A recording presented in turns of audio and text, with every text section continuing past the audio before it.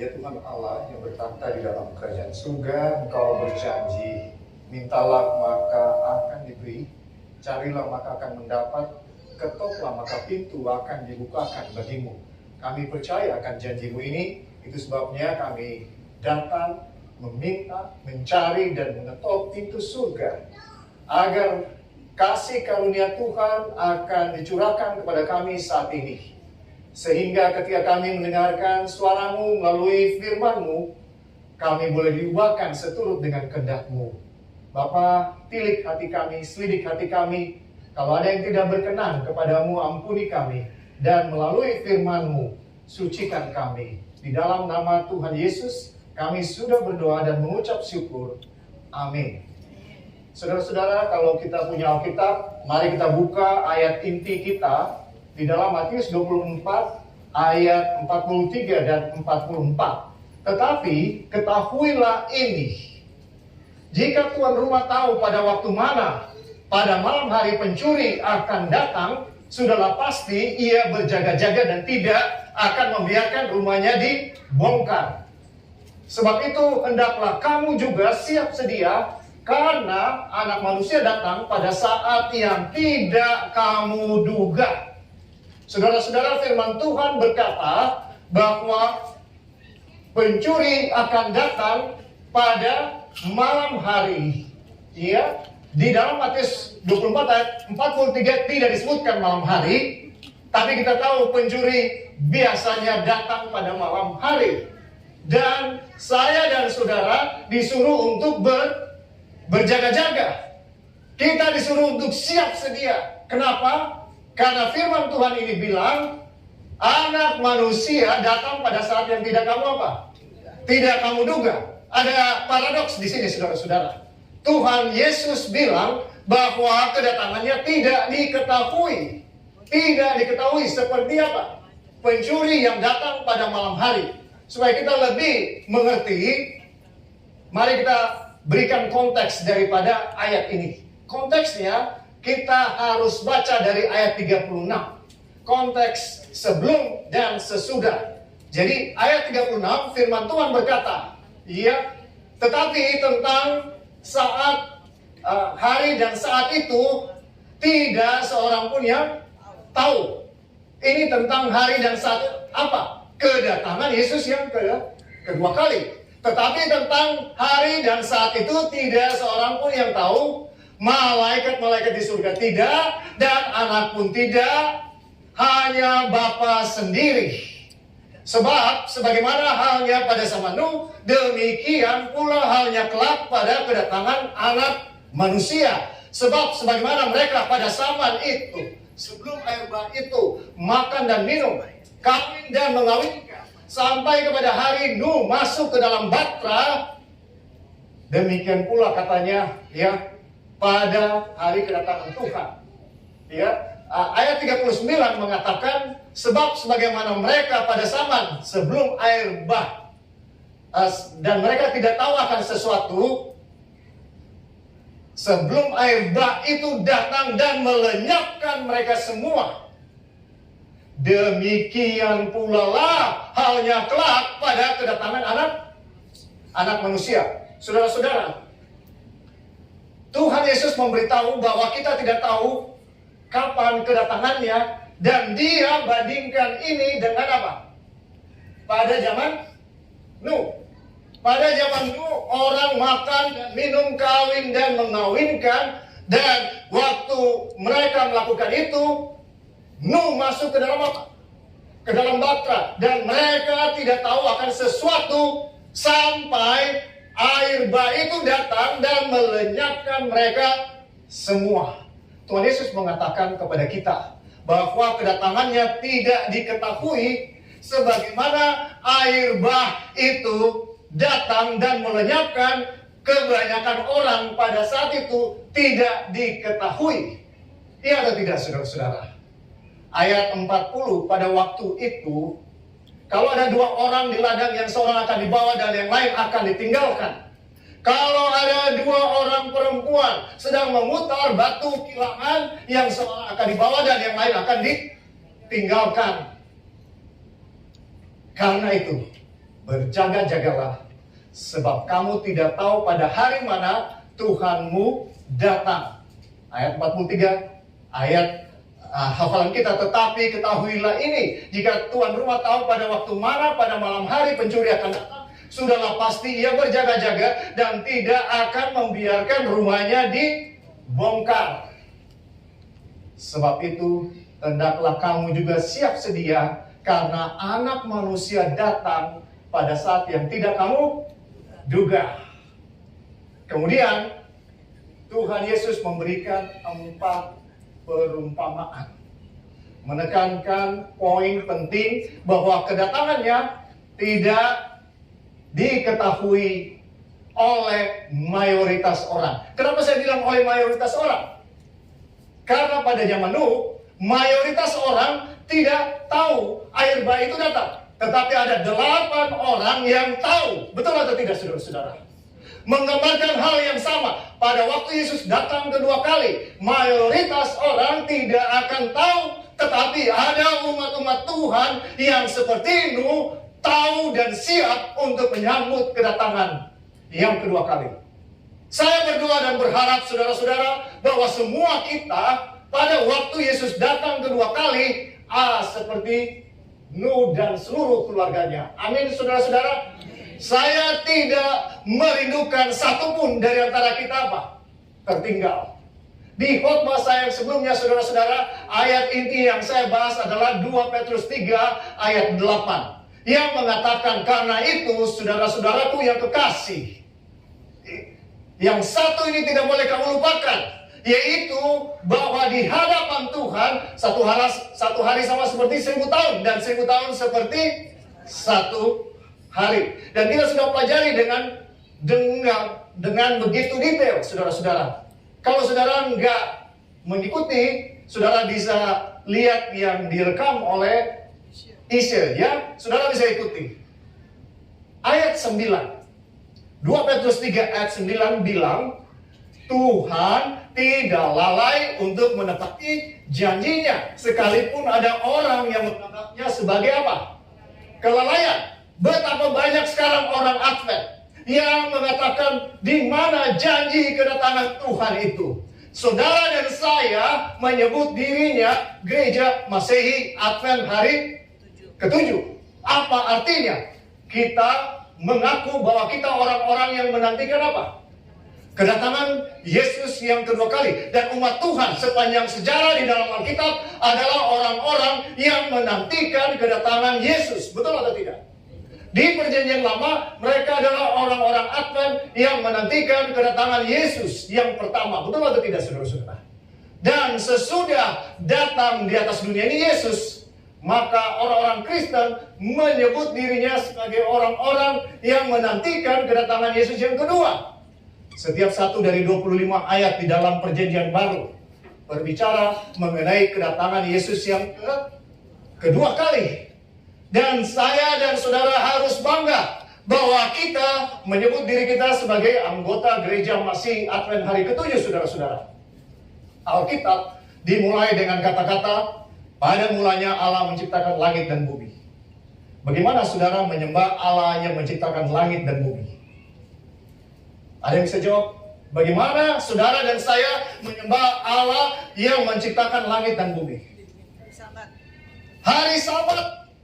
Sebab 6 hari lamanya Allah menciptakan langit dan bumi, ya, laut dan segala isinya. Dan ia berhenti pada hari ke-7. Saudara-saudara, ketika saya dan saudara datang berbakti seperti hari ini, kita sedang menyatakan bahwa kita berbakti kepada Allah Sang Pencipta. Tidak ada cara lain, saudara, menyembah Allah Sang Pencipta selain berbakti pada hari pada hari Sabat. Ya, firman Tuhan berkata pada mulanya, Yohanes 1 ayat 1, pada mulanya adalah firman, dan firman itu bersama-sama dengan Allah, dan firman itu Allah. Ayat 3 bilang, ia yang menciptakan segala sesuatu. Yesus diperkenalkan sebagai Sang Pencipta. Ya, dia adalah Sang Pencipta. Dan Yesus bilang, sebab Anak Manusia adalah Tuhan atas hari Sabat. Jadi kalau saudara dan saya mengaku sebagai orang yang menyembah Tuhan Yesus, Saudara dan saya harus berbakti pada hari apa? Hari Sabat. Alkitab dimulai dengan konsep bahwa Allah adalah Sang Pencipta. Artinya saudara-saudara, Dia harus disembah sebagai Sang Pencipta. Pada hari apa saudara harus berbakti kepada Allah Sang Pencipta yang Dia tentukan sendiri? Hari ketujuh, hari Sabat. Itu sebabnya dunia diciptakan dalam tujuh hari. Dan minggu adalah 1 minggu 7 hari. Tuhan yang tentukan. Kenapa? Karena pada hari ketujuh Dia mengharapkan kita semua datang berbakti, bersyukur kepada Dia untuk apa yang Dia lakukan, menciptakan dunia ini. Dan sesudah itu Dia pada saat ini dalam konteks kita, Dia yang menciptakan kita sepanjang 6 hari. Betul atau tidak saudara? Ketika kita jatuh ke dalam dosa, kita kembali ke dalam bentuk sebelum kita dibentuk oleh Tuhan, maka Tuhan harus menciptakan lagi saya dan saudara. Ketika kita marah dan kehilangan identitas kita sebagai orang Kristen, kita tidak berlaku seperti orang Kristen, pada hari Sabat kita semua dipulihkan. Amin saudara-saudara. Banggalah saudara dan saya kalau saudara adalah yang percaya kepada hari Sabat, karena di dalam firman Tuhan diperkenalkan pertama kali di dalam Kejadian 1 ayat 1 sebagai Sang Pencipta. Apa yang terakhir di dalam Alkitab? Wahyu 22 ayat 20 mengatakan, Ia yang memberi kesaksian tentang semuanya ini berfirman, Aku datang segera. Amin. Datanglah Tuhan Yesus. Kasih karunia Tuhan Yesus Kristus menyertai kamu sekalian. Alkitab ditutup dengan suatu doa bahwa Yesus datang segera. Dan Yesus bilang amin. Apa artinya amin? Yesus bilang benar, pasti, tidak mungkin salah. Saya pasti datang apa? Segera. Saudara, Alkitab dibuka dengan ditutup dengan 2 ajaran utama yang sangat penting, yaitu hari Sabat untuk menyembah Allah Sang Pencipta dan kedatangan Yesus yang kedua kali. Saudara-saudara, itu 2 ciri khas dari umat Tuhan sepanjang zaman. Sepanjang zaman. Dari mana kita tahu? Mari kita lihat perumpamaan yang pertama. Ya, perumpamaan yang pertama Matius 24 ayat 45. Siapakah hamba yang setia dan bijaksana yang diangkat oleh tuannya atas orang-orangnya untuk memberikan mereka makanan pada waktunya. Saudara-saudara, perumpamaan yang pertama diberikan oleh Tuhan Yesus supaya saya dan saudara berjaga-jaga dan siap ketika Yesus datang kedua kali adalah suatu pertanyaan. Siapakah hamba yang setia dan bijaksana yang diangkat oleh tuannya atas orang-orangnya untuk memberikan mereka makanan pada waktunya? Ada 2 ciri khas yang disebutkan di sini. Yang pertama, hamba yang setia itu adalah hamba yang menurut segala hukum Tuhan. Betul atau tidak? Kalau saudara sebut seorang anggota itu setia, seorang ketua itu setia, artinya dia seorang penurut hukum atau tidak? Dia penurut hukum. Kalau seorang suami disebut seorang suami yang setia, artinya selama hidupnya sebagai seorang suami, dia tidak pernah melanggar sumpah pernikahannya. Amin. Dan sekarang, apa artinya dibilang bahwa hamba ini selain setia, hamba ini juga adalah seorang yang bijaksana? Dari mana? Berdasarkan ayat itu, apa konteksnya bijaksana? Konteksnya bijaksana adalah dia tahu kapan memberikan makanannya. Betul atau tidak, saudara? Itu artinya bijaksananya. Ya, dia tahu kapan memberikan makanan yang tepat. Ya, apa ini maksudnya? Makanan di dalam Alkitab menggambarkan firman Tuhan. Iya atau tidak? Jadi seorang yang hamba yang bijaksana adalah seorang hamba yang tahu memberikan firman Tuhan yang tepat pada apa? Pada waktunya. Mari kita lihat. Dan ini adalah karunia roh nubuat yang diberikan oleh Tuhan kepada gereja. Jadi kita lihat ada dua ciri khas daripada umat Tuhan. Wahyu 12 ayat 17 jelas menyatakan, maka marahlah naga itu kepada perempuan itu, lalu pergi memerangi keturunannya yang lain. Ia menuruti hukum-hukum Allah dan memiliki kesaksian Yesus. Wahyu 19 ayat 10 bilang kesaksian Yesus itu ialah roh nubuat. Jadi kita tahu dua ciri daripada umat Tuhan. Satu, dia penurut hukum. Kedua, dia memiliki karunia apa? Karunia roh nubuat. Apa itu karunia roh nubuat? Karunia kenabian. Karunia kenabian. Mengetahui apa? Mengetahui nubuatan. Apa yang akan terjadi. Jadi, saudara-saudara, waktu zaman Nuh, kita kembali kepada zaman Nuh. Waktu zaman Nuh, Nuh mendapatkan karunia roh nubuat. Apa pekabaran yang diberikan oleh Nuh? Hai semua umat manusia bertobat, sekarang kalian percaya kepada Tuhan, kalian masuk ke dalam bahtera, maka kalian akan selamat. Itulah makanan pada waktunya. Dan kita tahu, orang yang percaya dengan pekabaran ini, mereka yang selamat, yang tidak percaya tidak apa? Tidak selamat. Siapakah hamba yang setia dan bijaksana yang diangkat oleh Tuhannya atas orang-orangnya untuk memberikan mereka makanan pada waktunya? Berbahagialah hamba yang didapati tuannya melakukan tugasnya itu ketika tuannya itu datang. Aku berkata kepadamu, sesungguhnya tuannya itu akan mengangkat dia menjadi pengawas seluruh miliknya. Akan tetapi, apabila hamba itu jahat dan berkata di dalam hatinya, tuanku tidak datang-datang, lalu ia mulai memukul hamba-hamba lain dan makan minum bersama-sama pemabuk-pemabuk, maka tuannya itu akan datang pada hari yang tidak disangkakannya dan pada saat yang tidak diketahuinya, dan akan membunuh dia dan menjadikan dia senasib dengan orang-orang munafik. Di sanalah terdapat ratapan dan keretakan gigi. Saudara-saudara, ada satu kebenaran yang sangat penting di sini. Tuhan Yesus memberitahu bahwa kedatangannya seperti pencuri pada malam. Artinya, waktu dia datang, orang-orang tidak apa? Tidak siap. Karena biasanya pencuri datang pada malam hari, orang-orang tidak siap dan tidak datang. Istilah pada malam hari ada di ayat bersautan kita di dalam 1 Tesalonika 5 ayat 1 sampai 4. Iya, artinya apa? Saudara-saudara, ya, istilah pencuri pada malam terjadi waktu Nuh, yaitu ketika orang makan, minum, kawin, mengawinkan, melakukan apapun yang mereka mau di dalam hidup mereka, tiba-tiba air bah datang dan mereka tidak tahu sesuatu apapun, dan mereka apa? Binasa. Tuhan Yesus bilang, kedatangannya yang kedua kali seperti pada zaman Nuh. Kebanyakan orang pada zaman Nuh, mereka mengalami pengalaman pencuri pada malam. Kebanyakan orang pada zaman Nuh.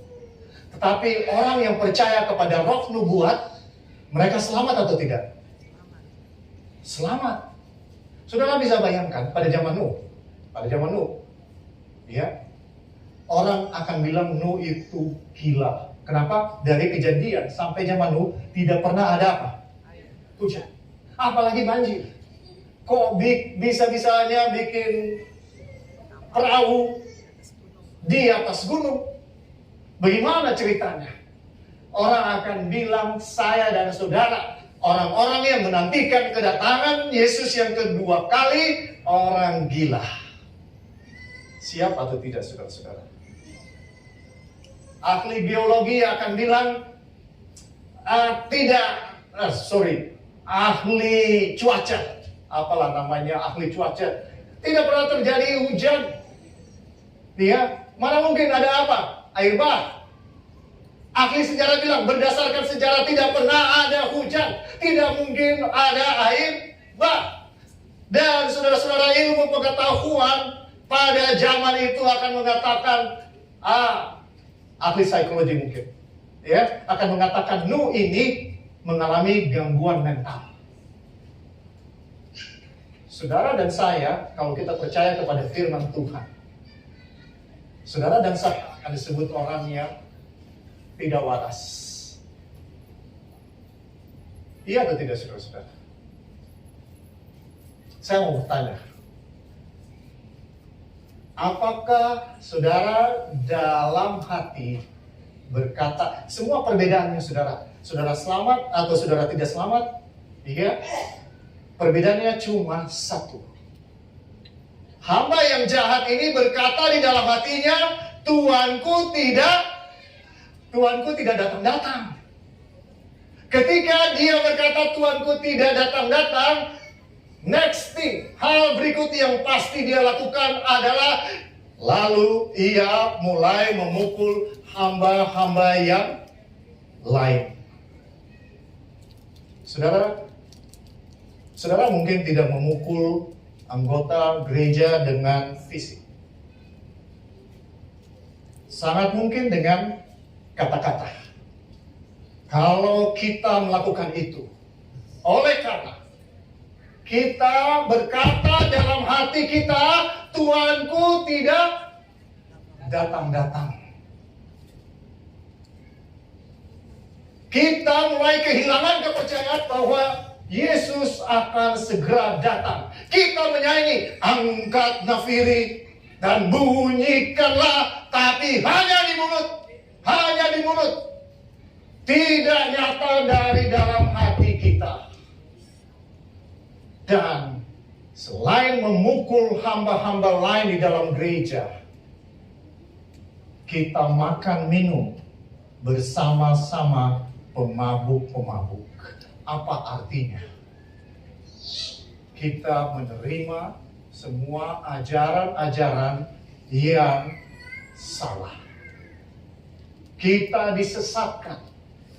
Dan waktu Yesus datang kedua kali, kita tidak siap. Saudara, pertanyaannya yang sangat penting bagi saya dan saudara.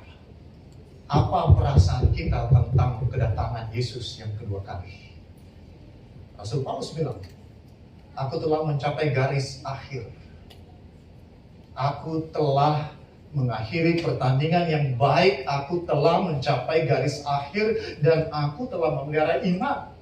Sekarang telah tersedia bagiku mahkota kehidupan yang dikaruniakan Allah kepadaku pada harinya. Tetapi bukan hanya kepadaku, melainkan kepada semua orang yang, saudara perhatikan, merindukan kedatangannya. Apa kita masih merindukan kedatangan Tuhan, saudara-saudara? Atau kita senang dengan semua kesenangan dunia yang ada di atas dunia ini? Dan kita tidak rindu kepada kedatangan Tuhan. Apa kita merasa cukup puas dengan keadaan kerohanian kita yang suam-suam kuku? Berapa banyak dari kita yang jujur, kalau Tuhan datang hari ini, kita belum siap. Saudara nggak perlu angkat-angkat. Tapi berapa banyak dari kita yang siap kalau Tuhan datang saat ini? Berapa banyak dari kita yang sudah mengampuni orang yang berbuat salah kepada kita? Atau kita masih tahan terus? Kalau kita masih tahan terus, artinya kita belum apa? Belum siap. Kita belum siap, saudara-saudara. Dan yang lebih parah, saudara, yang lebih parah, kita persalahkan Tuhan karena Tuhan belum apa? Datang-datang. Berapa banyak orang yang bilang, mana janji Tuhan itu bahwa Yesus mau datang segera? Dari saya kecil, ya, sampai saya sudah jadi opung-opung, Tuhan belum datang. Dan Tuhan yang dipersalahkan. Saya mau tanya saudara-saudara, apa karena Tuhan yang lalai menepati janjinya sampai dia belum datang, atau kita yang belum siap? Ayat 2 Petrus 3 ayat 9 jelas bilang, Tuhan tidak lalai menepati janjinya, sekalipun ada orang yang menganggapnya sebagai apa? Kelalaian. Tetapi ia sabar terhadap kamu. Karena ia menghendaki jangan ada yang binasa, melainkan supaya semua orang berbalik dan bertobat. Tuhan tahu kalau ingatan sekarang kita belum apa? Siap. Jemaat Tamrin belum siap. Majelis Tamrin belum siap. Pendeta Tamrin belum siap. Kenapa? Karena kita makan minum dengan pemabuk-pemabuk. Saudara, kalau kita tidak percaya Yesus mau datang segera, kita akan pukul saudara-saudara kita di gereja. Saya yakin tidak ada yang mau lakukan itu. Amin, saudara-saudara. Ya, ini sumber masalahnya. Tuanku tidak datang-datang. Tuanku tidak datang-datang. Begitu banyak masalah. Ada orang tua kita di sini. Saya mau bertanya kepada mereka tidak perlu jawab, saya tahu jawabannya. Apa pernah gereja ini di zaman dulu dituntut di pengadilan oleh pegawainya sendiri? Pernah? Zaman dulu?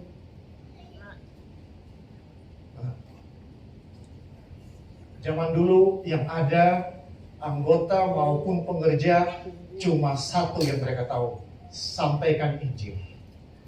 Zaman sekarang kita berkelahi. Boleh ditampilkan satu kutipan yang ingin saya bagikan kepada saudara. Kenapa orang Israel harus 40 tahun berputar-putar di tanah Kanaan sebelum masuk ke tanah Kanaan? Mereka bisa masuk dalam 40 hari, saudara-saudara.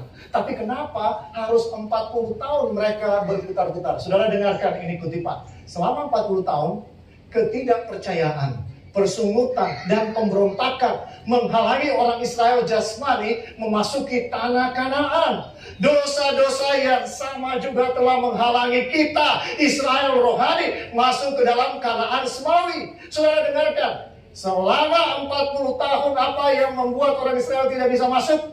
Ketidakpercayaan. Padahal mereka melihat 10 tulah berlaku di depan mata mereka kepada orang Mesir, tapi tidak berlaku kepada mereka. Mereka melihat laut kaca, laut merah terbagi dua. Ya, saudara-saudara, SeaWorld itu terlambat. Dulu sudah ada SeaWorld waktu Musa dan bangsa Israel melewati apa? Laut Merah. Iya atau tidak, saudara-saudara? Mereka sudah melihat manifestasi kuasa Tuhan setiap saat. Mereka melihat tiang api dan tiang awan. Pada siang hari mereka punya AC yang luar biasa. Pada malam hari mereka punya heater yang luar biasa. Setiap hari mereka mendapat roti mana.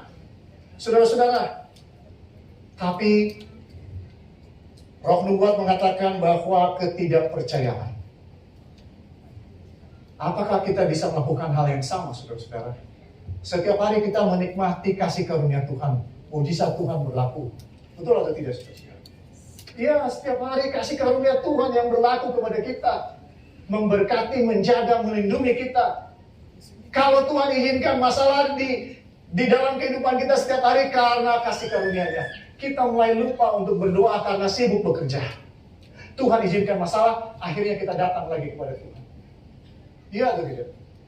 Ya, bukan karena Tuhan benci kita, bukan karena Tuhan tidak peduli kita. Kalau kita menghadapi masalah dalam bisnis kita, dalam pekerjaan kita, dalam apapun yang kita hadapi.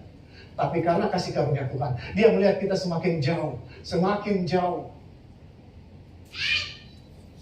Kutipan berikut, ada 4 hal yang disebutkan oleh Roh Nubuat menjadi penyebab kenapa bangsa Israel 40 tahun harus mengelilingi tanah Kanaan.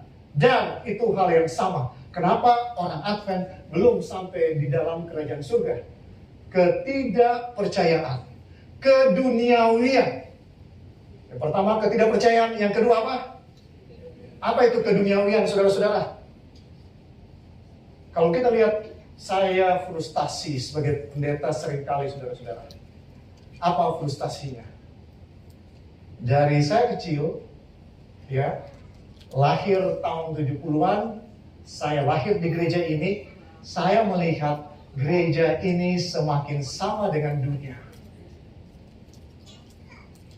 Dalam hal apa? Acaranya. Semakin tidak ada bedanya kita dengan dunia. Gereja akhirnya menjadi klub sosial. Ya, lebih kepada klub sosial. Orang ke gereja karena mau bertemu dengan sesama anggota gereja. Misi dari gereja ini semakin apa? Ditinggalkan. Dan gereja di mana-mana sekarang di dalam gereja Advent berusaha mempertahankan orang muda di dalam gereja. Dengan segala cara, diizinkan segala hal-hal yang ada di dunia, karena itu yang dipikirkan akan mempertahankan orang muda. Musik dunia dibiarkan di dalam gereja. Musik salah satu isu paling kontroversi saat ini di dalam gereja kita.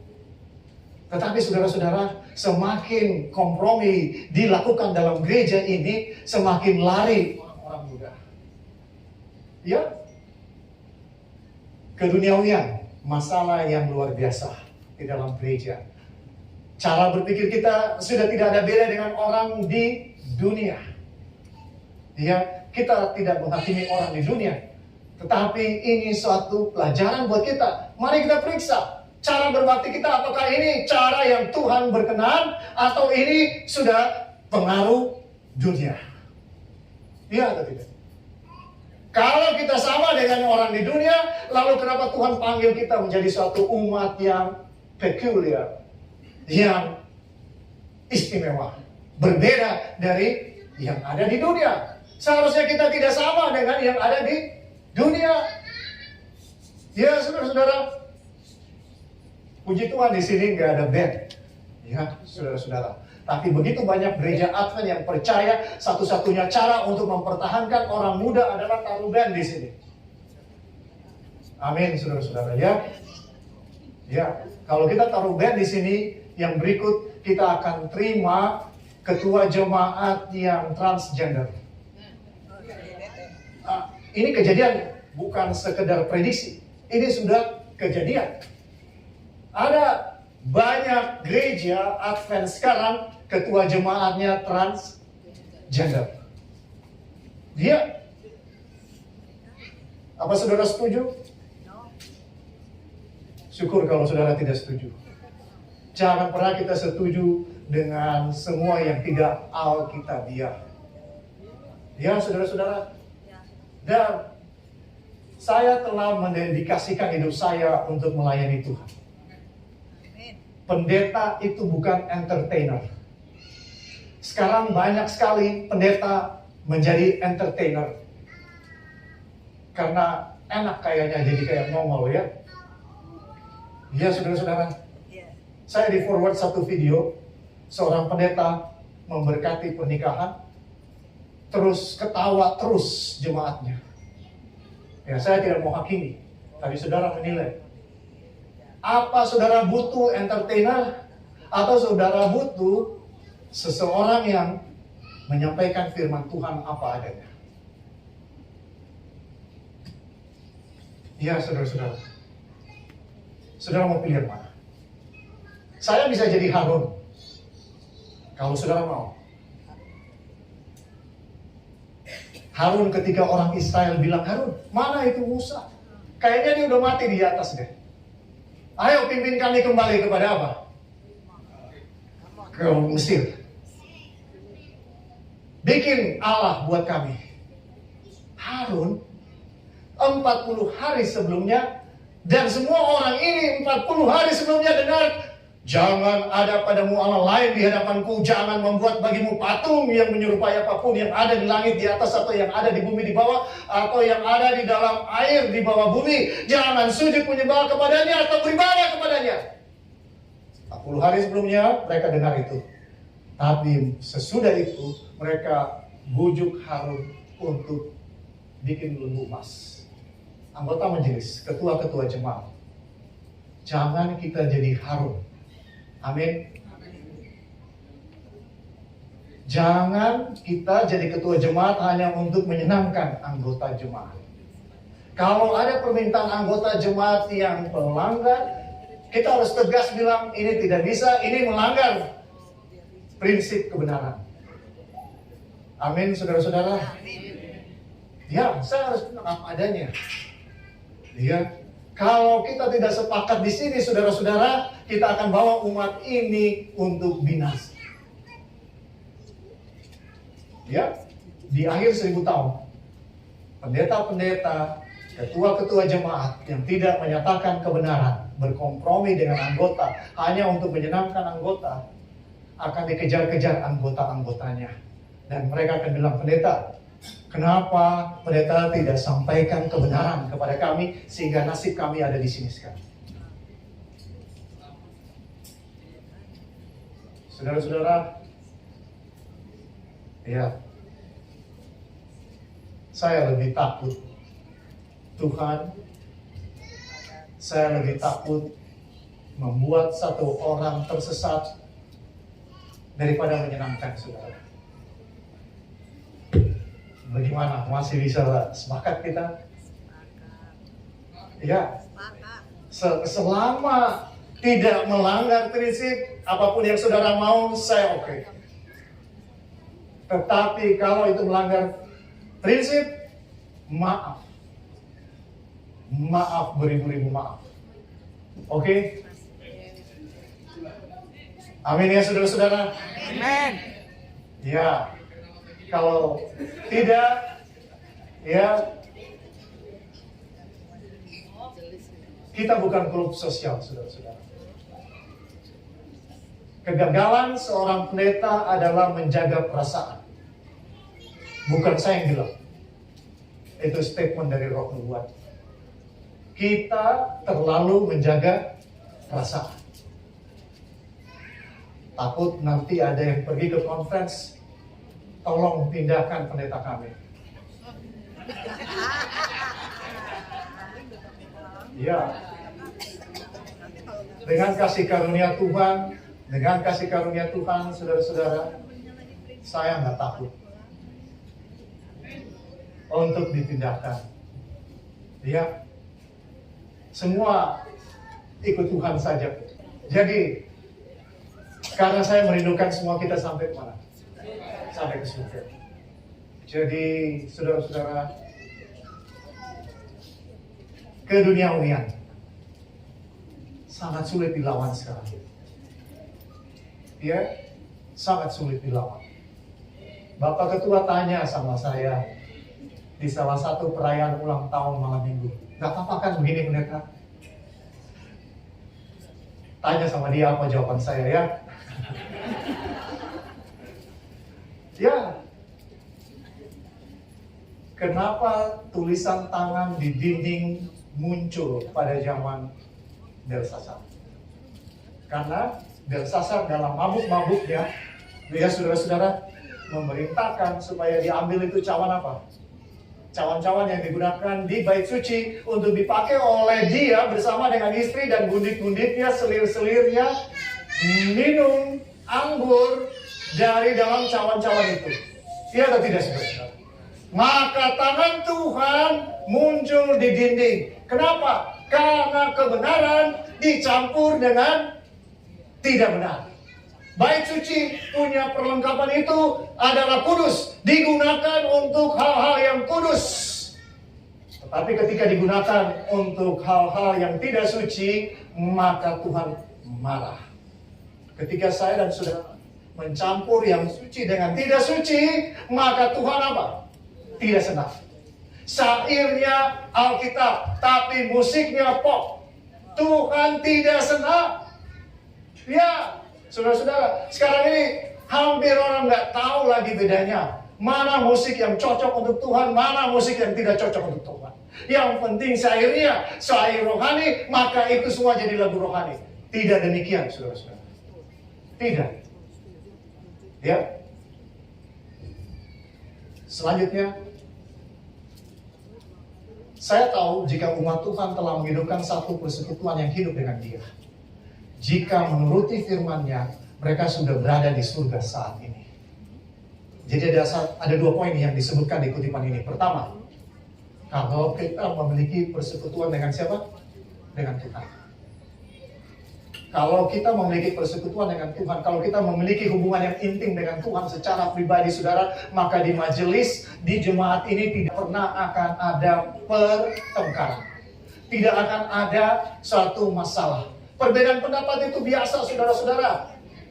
Tetapi kalau tidak ada kehidupan pribadi yang dekat dengan Tuhan, ini yang jadi masalah. Hal yang kecil pun antara suami dan istri bisa jadi besar. Kenapa? Karena tidak ada hubungan pribadi yang intim. Dengan siapa? Dengan Tuhan. Jika menuruti firman-Nya, mereka sudah berada di surga saat ini. Kutipan berikut. Saya tidak punya banyak kutipan, saudara. Sesudah kutipan ini selesai, kita akan selesai. Kristus sedang menunggu dengan sangat rindu bagi pembuktian dirinya dalam jemaatnya. Apabila tabiat Kristus diperlihatkan dengan sempurna dalam diri umatnya, barulah ia datang untuk menerima mereka sebagai miliknya. Saudara dengarkan, kalau saya dan saudara belum memiliki karakter Yesus, tidak peduli kita pendeta jemaat, ketua jemaat, majelis jemaat, tapi kalau kita tidak memiliki karakter Yesus, maka Tuhan tidak akan datang. Yang menentukan adalah saya dan saudara memiliki karakter apa? Yesus. Apa itu karakter Yesus? Mengasihi mereka yang membunuh Dia. Bapa, ampuni mereka sebab mereka tidak tahu akan perbuatan mereka. Kalau kita belum bisa mengampuni saudara-saudara, berarti kita belum betul-betul berserah kepada siapa? Tuhan. Kita masih memaksa keinginan kita, kedagingan kita, dan kita tidak mau mengikuti kehendak Tuhan. Kita tahu apa kehendak Tuhan. Kalau kita masih mau mempersalahkan, kalau kita masih mau tidak mencerminkan karakter Yesus, mementingkan diri, mau yang paling berkuasa, Tuhan tidak akan datang. Kutipan berikutnya. Ellen White mendesak umat Tuhan agar segera membuang segala kesombongan, keinginan untuk dipuji, serta keduniawian. Kita harus merendahkan hati kita di hadapan Tuhan dan bertobat. Saudara, lanjut. Yang terakhir, Tuhan menghendaki dari kita satu persembahan yang hidup. Kita harus menggunakan waktu, talenta, harta, dan segala kemampuan kita dalam keadaan yang terbaik dalam pelayanan tanpa menginginkan kredit bagi diri kita. Tuhan memberkati. Amin.